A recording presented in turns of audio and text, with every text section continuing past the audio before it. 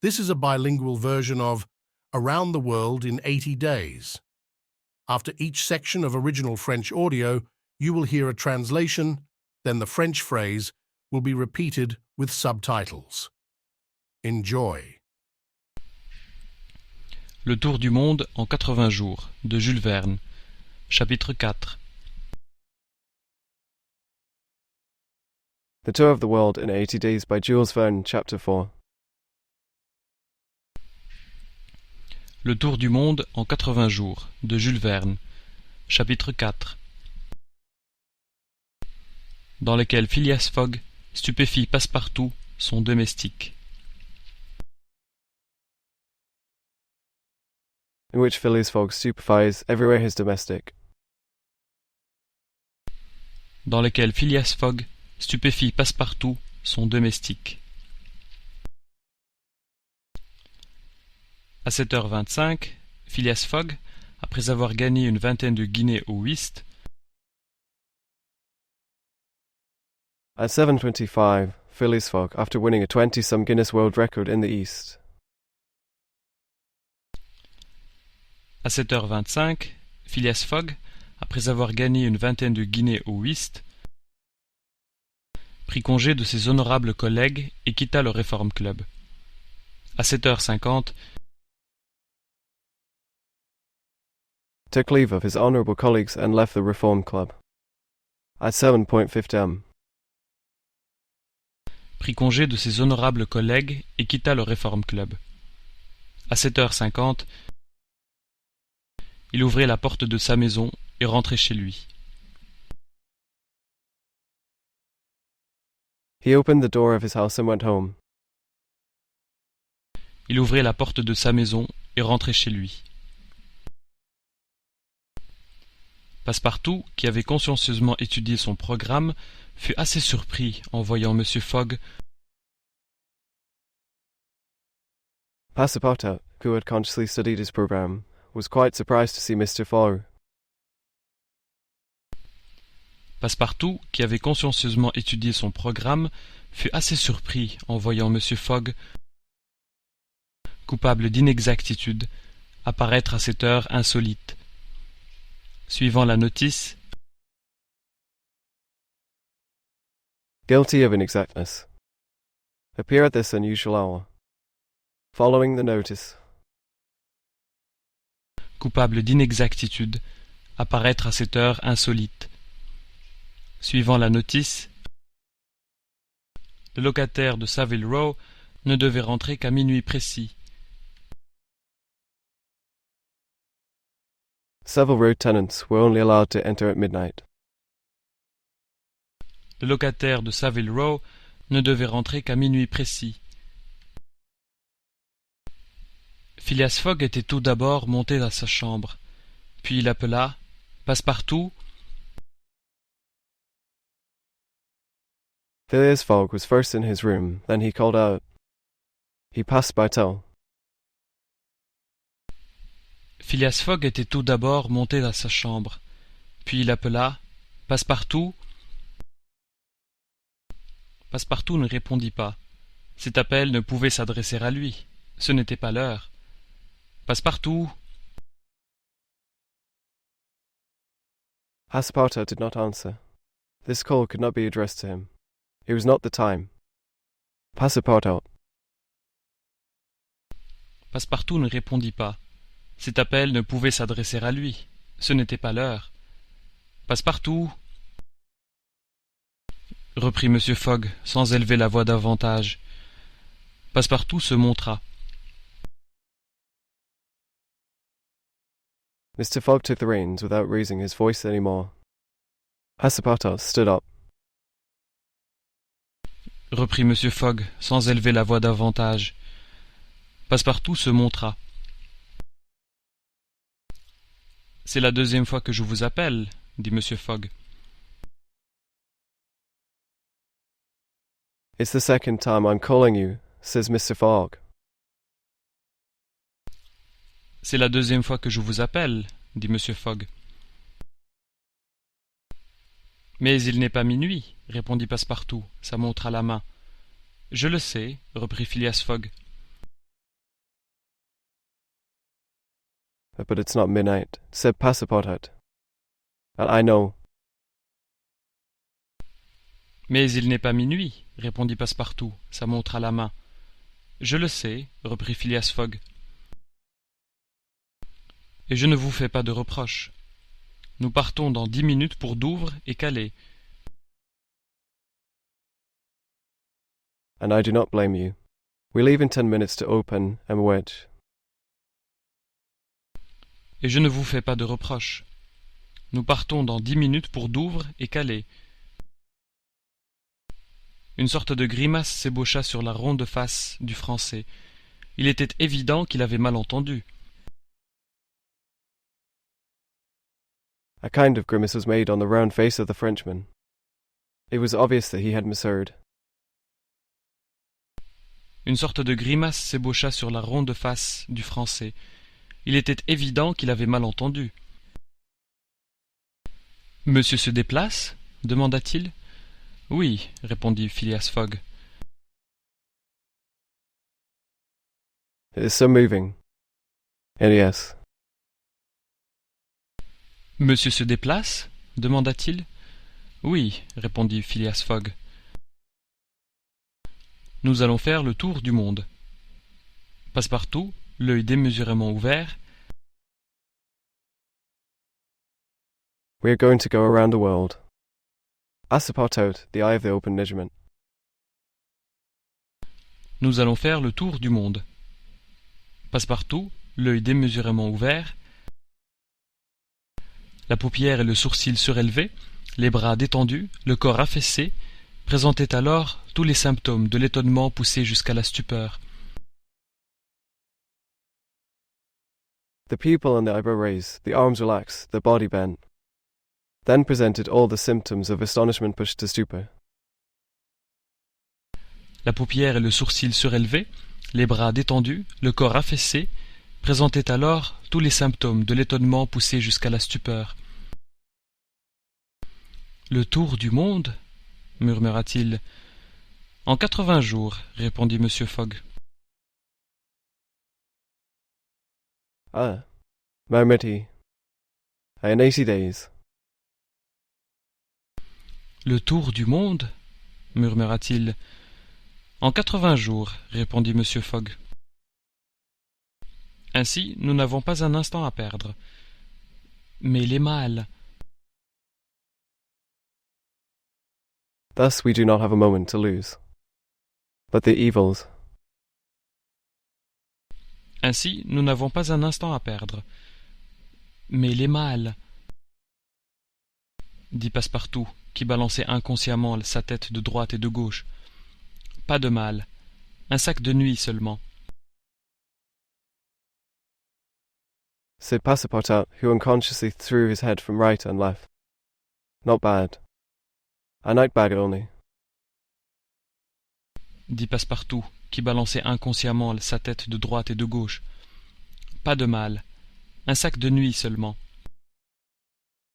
Dedans, 2 chemises de laine, 3 paires de bas. Autant pour vous. Nous achèterons en route.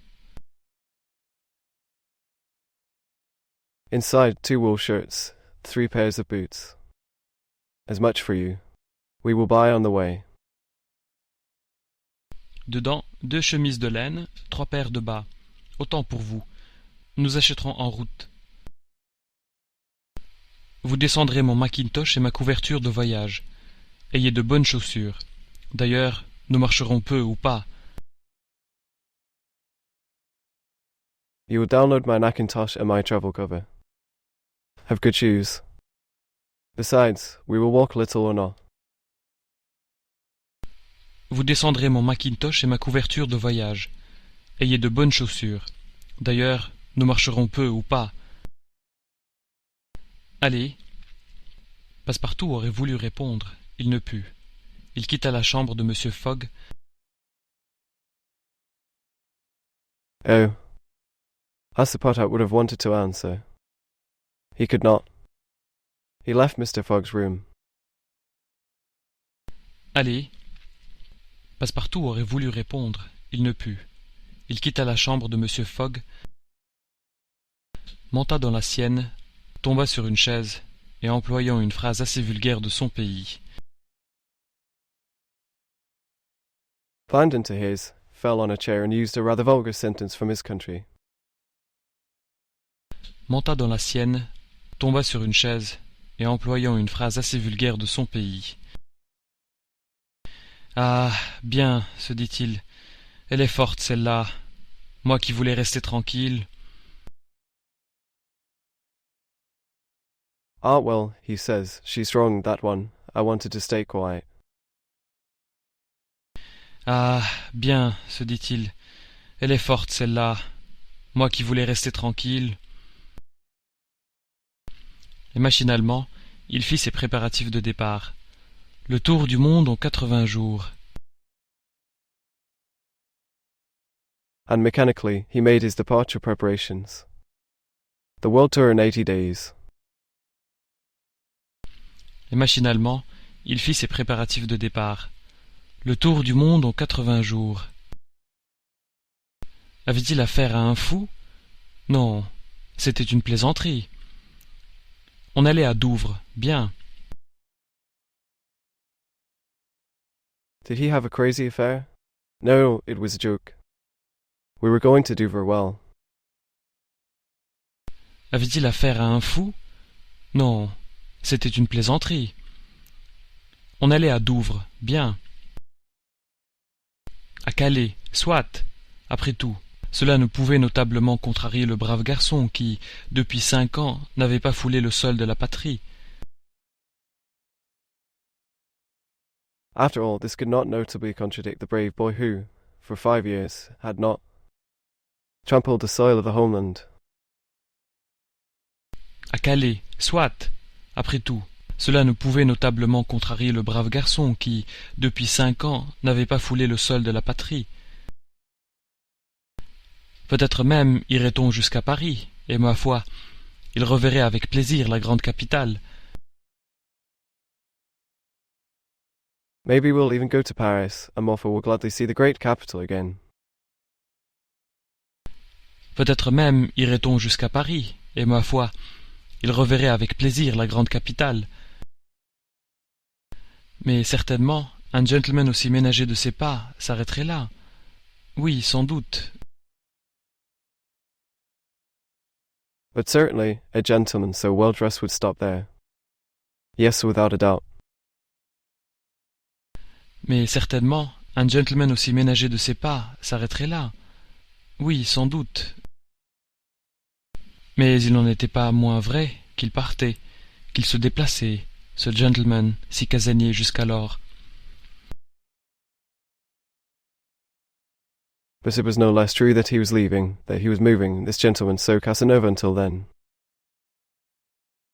Mais il n'en était pas moins vrai qu'il partait, qu'il se déplaçait, ce gentleman si casanier jusqu'alors.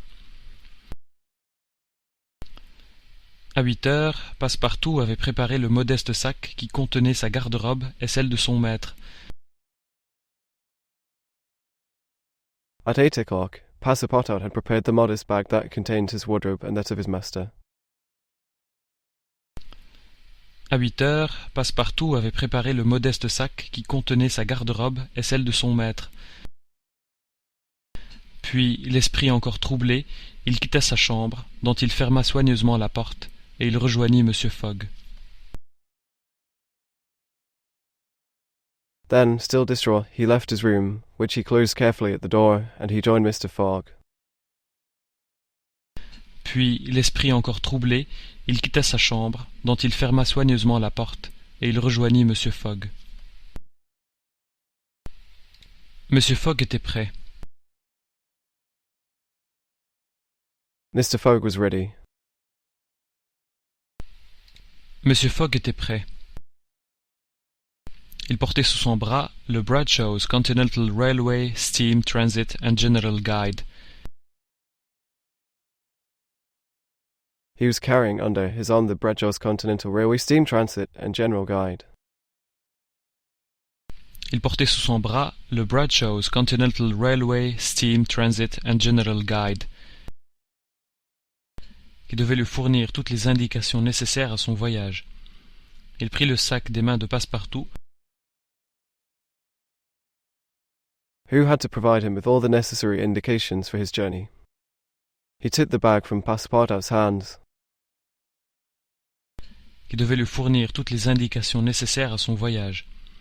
Il prit le sac des mains de Passepartout, l'ouvrit et y glissa une forte liasse de ces belles banknotes qui ont cours dans tous les pays. He opened it and slipped a flotillas of these beautiful banknotes which are in circulation in all countries. L'ouvrit et y glissa une forte liasse de ces belles banknotes qui ont cours dans tous les pays.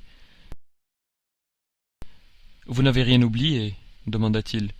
Rien, monsieur. Mon macintosh et ma couverture. You haven't forgotten anything? He asked. Nothing, sir. My mackintosh and my blanket. Vous n'avez rien oublié, demanda-t-il. Rien, monsieur. Mon macintosh et ma couverture. Les voici. Bien, prenez ce sac. Monsieur Fogg remit le sac à Passepartout. Here they are. Don't take this bag. Mr. Fogg put the bag back in his pocket. Les voici. Bien, prenez ce sac. Monsieur Fogg remit le sac à Passepartout. Et ayez-en soin, ajouta-t-il. Il y a 20 000 livres dedans. 500 000 francs. And take care, he added, there are 20,000 pounds in it. 500,000 francs. Et ayez-en soin, ajouta-t-il. Il y a 20 000 livres dedans. 500 000 francs. Le sac faillit s'échapper des mains de Passepartout, comme si les 20 000 livres eussent été en or et pesaient considérablement. The bag almost escaped from Passepartout's hands, as if the 20,000 pounds had been worth gold and weighed considerably. Le sac faillit s'échapper des mains de Passepartout, comme si les 20 000 livres eussent été en or et pesaient considérablement. Le maître et le domestique descendirent alors, et la porte de la rue fut fermée à double tour. The master and the servant went down and the street door was closed twice. Le maître et le domestique descendirent alors, et la porte de la rue fut fermée à double tour. Une station de voiture se trouvait à l'extrémité de Savile Row. A car station was located at the end of Savile Row. Une station de voiture se trouvait à l'extrémité de Savile Row. Phileas Fogg et son domestique montèrent dans un cab qui se dirigea rapidement vers la gare de Charing Cross. Phileas Fogg and his housekeeper boarded a cab which went quickly to the Charing Cross station. Phileas Fogg et son domestique montèrent dans un cab qui se dirigea rapidement vers la gare de Charing Cross, à laquelle aboutit un des embranchements du South Eastern Railway. À 8h20, le cab s'arrêta devant la grille de la gare, which leads to one of the South Eastern Railway's interchanges. At 8:20, the train stopped in front of the station's grid, à laquelle aboutit un des embranchements du South Eastern Railway. À 8h20, le cab s'arrêta devant la grille de la gare. Passepartout sauta à terre, son maître le suivit et paya le cocher. Passepartout jumped to the ground. His master followed him and paid the bill. Passepartout sauta à terre, son maître le suivit et paya le cocher. En ce moment, une pauvre mendiante, tenant un enfant à la main, pieds nus dans la boue. At this moment, a poor beggar holding a child in her hands, barefoot in the mud. En ce moment, une pauvre mendiante, tenant un enfant à la main, pieds nus dans la boue, coiffée d'un chapeau dépenaillé auquel pendait une plume lamentable, un châle en loques sur ses haillons, wearing a hat of spruce, with a lamentable feather hanging from it, a chalice of oak on its rays, coiffé d'un chapeau dépenaillé auquel pendait une plume lamentable, un châle en loques sur ses haillons, s'approcha de Mr. Fogg et lui demanda l'aumône. Approached Mr. Fogg and asked him for the moon. S'approcha de Mr. Fogg et lui demanda l'aumône. Mr. Fogg tira de sa poche les 20 guinées qu'il venait de gagner au whist, et les présentant à la mendiante, Mr. Fogg pulled out of his pocket the Guinness wines he had just won at the Eurocent, presenting them to the beggar. Mr. Fogg tira de sa poche les 20 guinées qu'il venait de gagner au whist, et les présentant à la mendiante, « Tenez, ma brave femme, dit-il, je suis content de vous avoir rencontré. » Puis il passa. « Hold my arm, he said. I am glad to have met you. » Then he passed. « Tenez, ma brave femme, dit-il, je suis content de vous avoir rencontré. » Puis il passa. Passepartout eut comme une sensation d'humidité autour de la prunelle. Son maître avait fait un pas dans son cœur. Passepartout felt a sense of humidity around the prunelle. His master had taken a step into his heart. Passepartout eut comme une sensation d'humidité autour de la prunelle. Son maître avait fait un pas dans son cœur. Monsieur Fogg et lui entrèrent aussitôt dans la grande salle de la gare. Là, Phileas Fogg donna à Passepartout. Mr. Fogg and him entered immediately into the large hall of the station. There, Phileas Fogg gave a pass everywhere. Monsieur Fogg et lui entrèrent aussitôt dans la grande salle de la gare. Là, Phileas Fogg donna à Passepartout l'ordre de prendre 2 billets de première classe pour Paris. In order to take 2 first-class tickets to Paris. L'ordre de prendre 2 billets de première classe pour Paris. Puis se retournant, il aperçut ses 5 collègues du Reform Club. « Messieurs, je pars, dit-il. » Then turning around, he saw his 5 colleagues from the Reform Club. "Gentlemen, I'm leaving," he said. Puis se retournant, il aperçut ses 5 collègues du Reform Club. « Messieurs, je pars, dit-il. Et les divers visas apposés sur un passeport que j'emporte à cet effet vous permettront au retour de contrôler mon itinéraire. » And the various visas to be placed on a passport that I bring with me to this event will allow you to check my itinerary when I return. Et les divers visas apposés sur un passeport que j'emporte à cet effet vous permettront au retour de contrôler mon itinéraire. « Oh, monsieur Fogg, répondit poliment Gauthier Ralph, c'est inutile. » Oh, Mr. Fogg, replied politely Gauthier Ralph. « Oh, monsieur Fogg, répondit poliment Gauthier Ralph, c'est inutile. Nous nous en rapporterons à votre honneur de gentleman. » « Cela vaut mieux ainsi, dit monsieur Fogg. « We will report to your honor as gentlemen. It is better this way, says Mr. Fogg. » « Nous nous en rapporterons à votre honneur de gentleman. Cela vaut mieux ainsi, dit monsieur Fogg. « Vous n'oubliez pas que vous devez être revenu, fit observer Andrew Stewart. « Dans 80 jours, répondit monsieur Fogg. You must not forget that you must be back. In 80 days. Vous n'oubliez pas que vous devez être revenu, fit observer Andrew Stewart. Dans 80 jours, répondit monsieur Fogg. Le samedi 21 décembre 1872, à 8h45 du soir. Saturday, December 21st, 1872, at 8:45 p.m. Le samedi 21 décembre 1872, à 8h45 du soir. Au revoir, messieurs. À 8h40. Goodbye, gentlemen. See you at 8:40.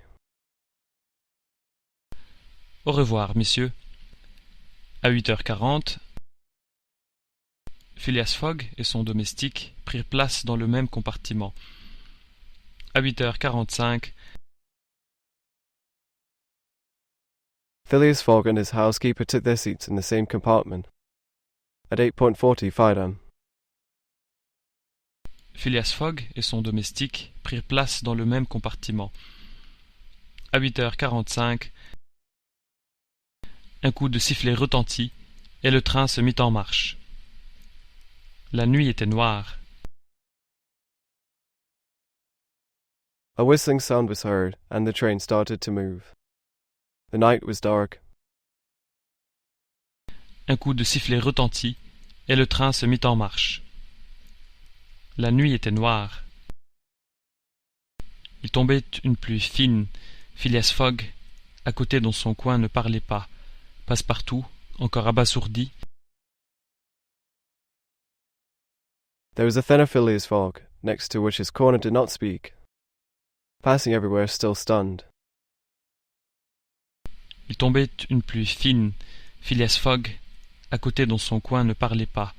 Passepartout, encore abasourdi, pressait machinalement contre lui le sac aux banknotes. And pressed the banknote bag against him. Pressait machinalement contre lui le sac aux banknotes. Mais le train n'avait pas dépassé Sydenham que Passepartout poussait un véritable cri de désespoir. But the train had not passed Sydenham, which was being pushed by a real cry of despair. Mais le train n'avait pas dépassé Sydenham que Passepartout poussait un véritable cri de désespoir. « Qu'avez-vous » demanda M. Fogg. « Il y a... Asked Mr. Fogg. Qu'avez-vous » demanda M. Fogg. « Il y a... que dans ma précipitation, mon trouble, j'ai oublié... » That in my rush, my trouble, I forgot. Que dans ma précipitation, mon trouble, j'ai oublié... Quoi? D'éteindre le bec de gaz de ma chambre. What? To turn off the gas stove in my room. Quoi? D'éteindre le bec de gaz de ma chambre. Eh bien, mon garçon, répondit froidement M. Fogg, il brûle à votre compte. Well, my boy, answered coldly Mr. Fogg, it burns at your expense. Eh bien, mon garçon, répondit froidement M. Fogg, il brûle à votre compte. Fin du chapitre 4. End of chapter 4. Fin du chapitre 4.